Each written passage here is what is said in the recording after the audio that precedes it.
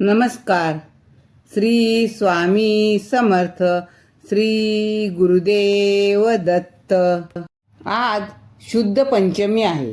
तर शुद्ध पंचमीला सगळ्यांनी आपल्या मुलासाठी, म्हणजे जर कुणाचा मुलगा बोलत नसेल किंवा कुणाचा मुलगा बोबडा बोलत असेल किंवा आपल्या मुलाची बुद्धी अजून चांगली होण्यासाठी, आपल्या मुलाच्या बुद्धी तजेलदार होण्यासाठी, उच्चार शुद्ध येण्यासाठी आणि वाणी स्वच्छ आणि सुंदर होण्यासाठी प्रत्येक पालकाने दर्भाची किंवा तुळशीची किंवा सोन्याची काडी घेऊन ती मधामध्ये बुडवून हा सरस्वती मातेचा बीज मंत्र मुलांच्या जिभेवर लिहावा. त्यामुळे मुलांची बुद्धी तल्लख होते, उच्चार शुद्ध होतात, स्पष्ट होतात, वाणीला प्रभाव येतो.